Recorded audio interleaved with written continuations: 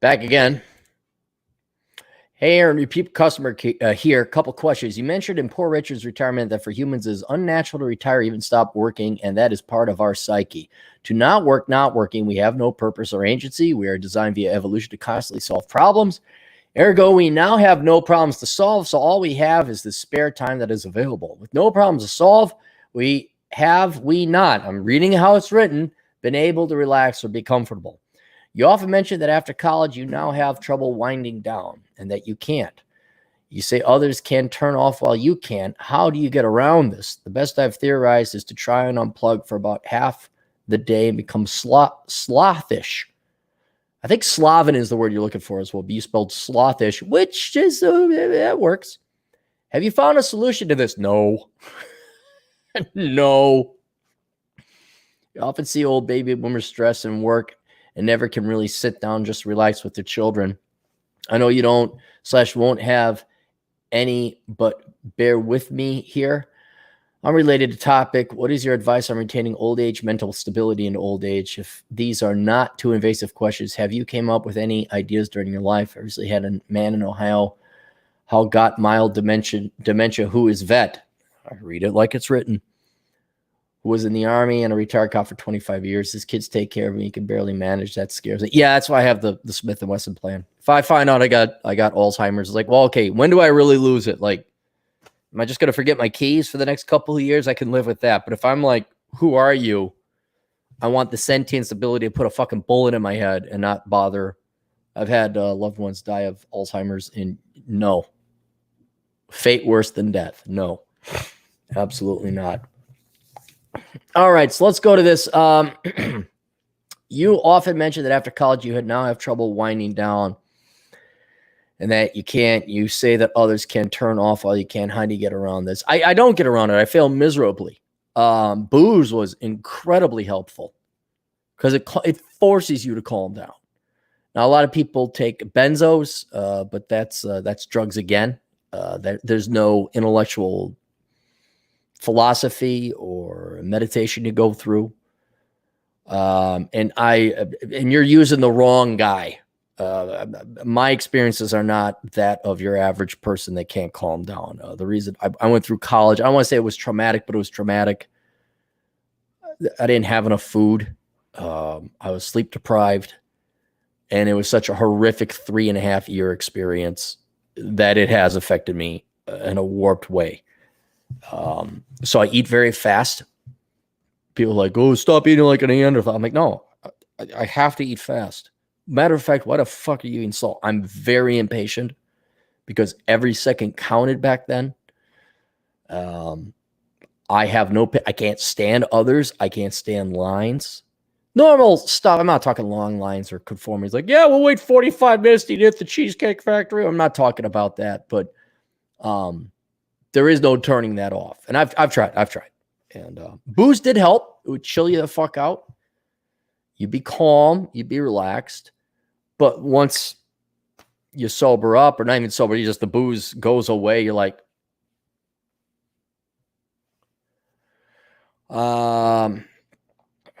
so that's the turn it off. I can't. So I don't know how you get around it.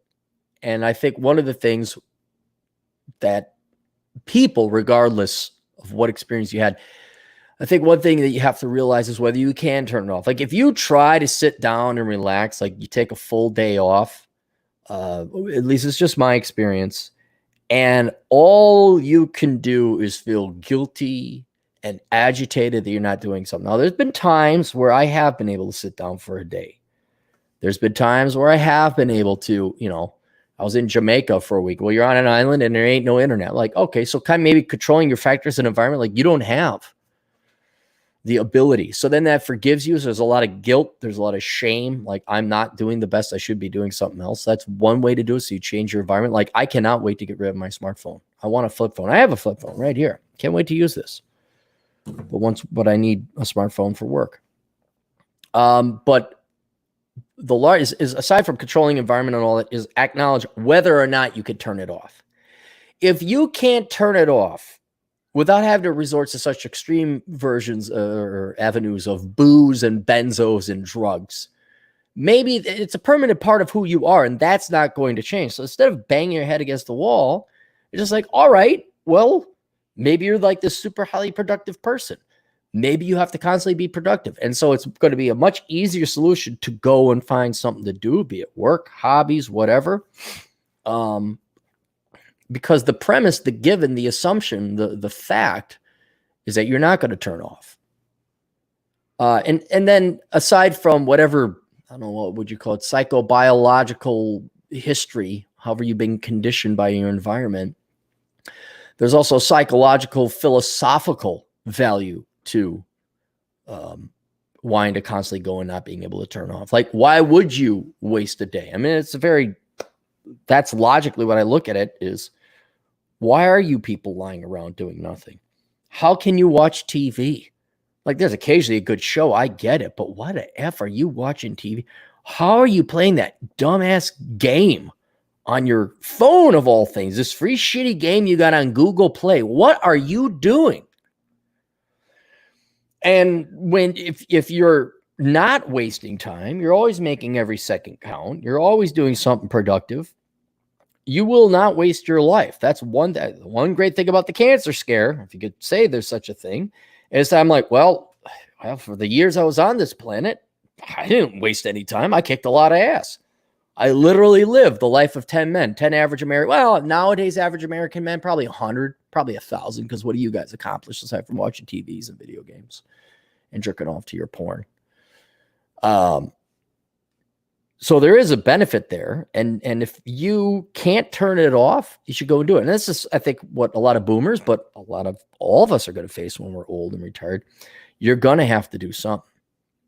Especially my audience. Now, if you're an idiot, normie, conforming, inferior, a lot of you can watch your Latino soap operas on Telemundo and collect a government check and spit out babies and raise your children's children because your children don't have a father around. Okay. So if you want to be deadbeat, trailer trash or whatever. Yeah. I mean, you guys can like go to the bar, watch the game, have the wings, raise my grandchildren because the children we raised were fuck ups. All right. Great for you. All right. I guess your brain is not that advanced, not that developed.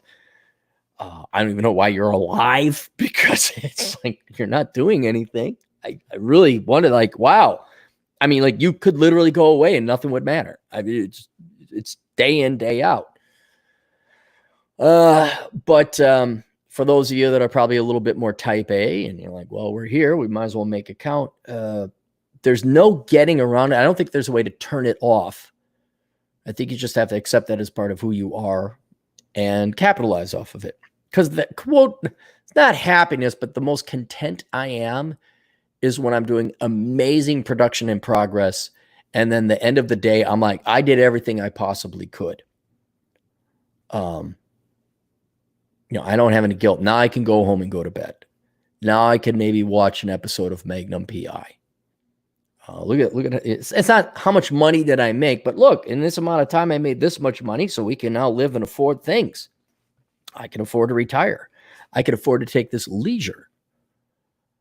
But I think trying to turn it off is a futile endeavor, especially if you've been conditioned through whatever. Could be war, could be poverty. Like, think of Ed Lattimore. You think Ed Lattimore is ever going to be able to turn it off? I don't think so.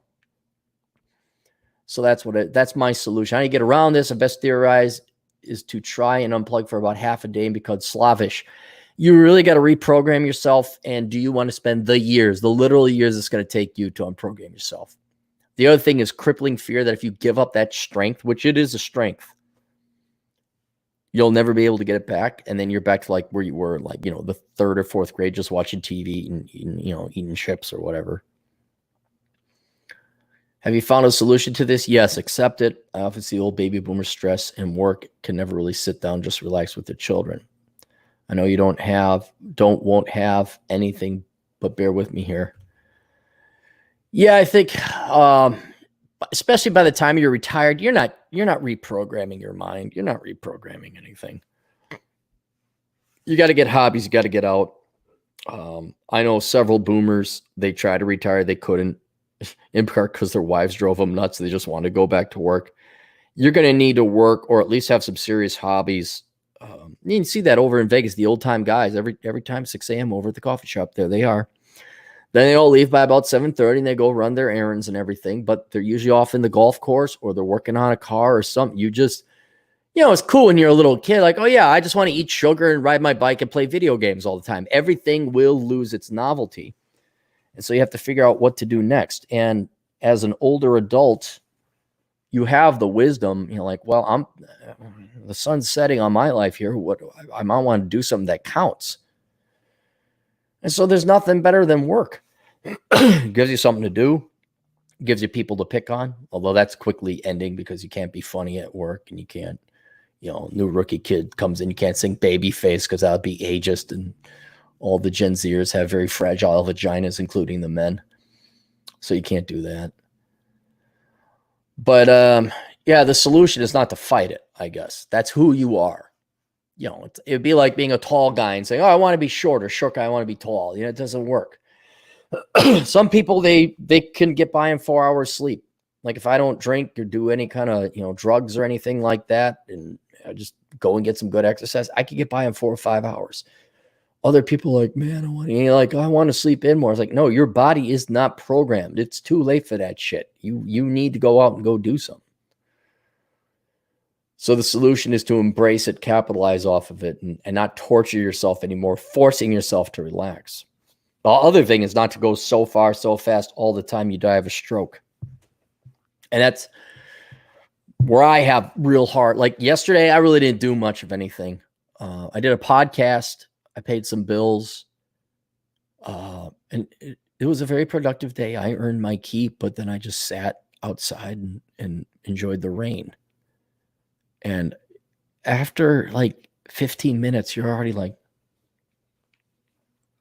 and today I got chores to do, and we're doing asshole consulting. And a lot of people are like, oh, you got to learn to relax. It's like, I think relaxing is having something to do. And maybe you take 2 hours off to watch a movie. Maybe you have a drink. But then what are you doing? I'm watching. Even the concept of movies, like, oh, here's a story that's fictional and I don't care. I mean, it really is. It's in a sense masturbation. I'm keeping my brain mentally stimulated in a lie. This didn't happen to be entertained. You say, well, that's fun. Yeah, I guess it is fun. But, I enjoy fun hiking through. Get me out west. I'll be in way better shape. I was great in Moab. I was perfectly fine adventuring around and looking around at different canyons and mountains and springs and creeks and negotiating the hikes. But boy almighty, put somebody in an office. Oh no. Unless you like it. Maybe, Chad is another perfect example. Elkins, he is not comfortable traveling. He's comfortable being by himself in an office. That's fine. Let's go to your unrelated question. What is your advice for retaining old age mental stability in old age? Diet and health and exercise. It's about the only thing. That's all I can come up with. Have you came up with any ideas during your life? Yeah, that's about it. Avoid drugs, avoid booze, avoid things that destroy your brain. Find good people, but good luck with that. I mean, if you haven't, like I've seen men, like they just decay intellectually because their wives are fucking pains in the asses. They're not entertaining. They're not engaging. They're aspiring. They're not intellectual. But I hate to say that that's the vast majority of women. Now, admittedly, vast majority of men aren't intellectuals either. You got a lot of dude bros with their wings like, oh, man.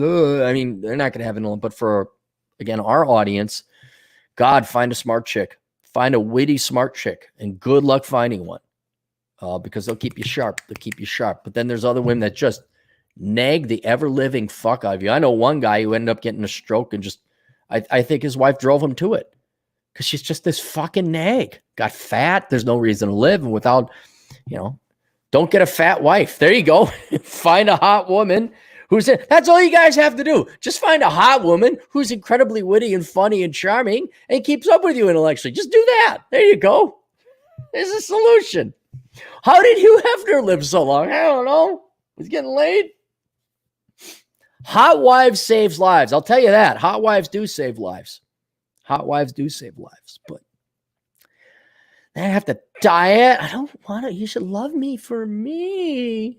And all the mold under my fat flaps. Oh, yeah. Why did he get Alzheimer's? Why did he kill himself? Man with dementia, vet, cop. His kids can't take care of him. Scared. Yeah, no, I mean, you're going to be genetically, if it happens to you, it happens to you. But I think just dieting right, exercise, being mentally acute, having hobbies, and you know what? Having people in your life that don't tax the fuck out of you. Predominantly your spouse, because that's all you're going to have at the end. And you know what? I'd love to see correlation coefficients between Alzheimer's and how hot your wives were, like nagging versus like if you have a good person in your life supporting you, firing those neurons in your brain, you know, a very interesting woman who spars with you and asks you, I have a feeling those guys probably postpone not only Alzheimer's, but other illnesses as well. But for the most part, if it's in your genes, you're going to get it. Inevitably, you're going to get it. You're going to die of heart attack, stroke, or Alzheimer's. Inevitably, cancer. Something's going to get you. Something will. So there you go. Noah Acosta, $2. Is being a real estate agent a do bro field? It's like a failed field. It's like I failed in every other thing I tried, but I don't really want to try. So I'm going to take my 2-week real estate course and try and do it. One of my best friends is a real estate agent, and the good people make good money, but they work hard. It's not dude, bro. That's coma. That's more coma. KHOMA. Keep her off my ass money. You know, so wifey poo is bored with her whatever degree in history. And the husband's, a doctor or a surgeon, and the kids are out of the house and they don't have no kids. And the guy's had enough of her shit. He's like, get the fuck out of here. Go do something. I don't care what the fuck it is. Some girls run trinket shops. Some girls run florals shops. Some girls go back to college. Some girls go volunteer at the schools. But another main one is they all become real estate agents. And then they don't follow up on it. It does take, you can make it. It's a legitimate field. I mean, people need real estate agents. They could be worth their weight in gold. You get the right gal, the right guy. They go and they find you the right house. Yeah, absolutely. But for the most part, 1 in every 5 is legit. The other 4 are like, my life sucks. I got nothing else. I'm going to become a real estate agent. Well, good for you. Let me know when that fails and you don't deliver any sales. And then, but some people got it. They got that natural sales gift. It just works. It clicks. Knowing you, Noah, you ain't no dummy. I honestly just get CPA, whatever. Go into something a little bit more legit. But who knows? Maybe you got what's it. There's people make a lot of money as real estate agents. It is possible. There's a what's the word? A twinge. There's a stigma. There's a stigma that comes with it. Wisco Nomad, $2. Minneapolis right now. Enjoy the decline. Yeah, I heard that people are setting things on fire, including a grocery store and an apartment building that was under construction, because that's going to help out the poor community. Yeah, destroying several hundred units is going to really help out housing prices.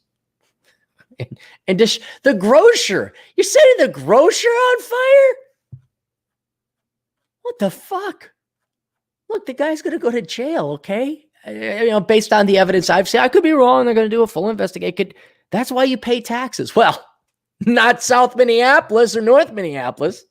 But that's why other people pay taxes to finance the judicial system so that justice will be delivered. This cop, if what I saw was true, he will probably face trial. He will certainly lose his job and he will go to jail. How torching your own neighborhood, namely the food supply, helps you, I don't know. But you know what? I don't understand poverty logic. Like, let's blow up our food supply. Yeah, that's pretty fucking dumb. I'd be more like, I hope they get them. That's why I got a judicial system. But you guys know. Hey, you know what? While you're destroying liberal people's lives and making it more difficult for the liberal people who voted in this shit, I think you all should go protest on the interstate on Highway 94 in the Lowry Tunnel. I think you should just hit Lowry Tunnel, also hit 35, and also the area by 280. Just choke that shit off, man. Just make sure nobody can get in and out of the Twin Cities. And all you leftists who voted for that shit, you go and support him too. Because you guys voted that shit in. Nonstop trade, $2. No fathers were present. Again, I am completely ignorant. All it was this video. I'm like, that is a long ass time to be sitting on somebody's neck. Another buddy of mine who was a cop said, yeah, that's not, no, you don't do that. Nope. He's wrong. He's wrong. And I'm like, okay, cool. The judicial system will take care of it. Well, I guess we have to unnecessarily destroy our local economy in the process. Whether a father was present or not, I don't know. Would help if fathers were present. Would be nice if black women would stop selling their black men into slavery in exchange for a government check. Would be nice if you did. But hey, enjoy the decline, man. You want to set fire to a liberal, very liberal part of town. And this isn't just the black neighborhood, South Main Lake Street. There's a fair amount of white people there as well. It's kind of south of the university. It's diverse, genuinely diverse. Not, oh my God, diverse. Oh my God, diversity. No, like it's actually a diverse neighborhood. Yeah, fuck shit up. Go there. Yep, destroy it. Piss off all those liberal white people that are like, we're so good, we're so good, we're so good. Why can't I get food? DJ Aftershock, $2. Dude, I got a sweet pad in Uptown. Yeah, dude, bro. Hey, that'd be great. I never understood this. Where the black community would riot and protest. I guess it's riot in their own neighborhood. Like, you want to piss people off? Why don't you go to Kenwood? Okay, go to where the money is. Go to Uptown. Protest there. Go to the city hall. That'd be the logical place. I guess that'd be the most logical place. That's where the laws are made. That's where I would go, I guess, if I had.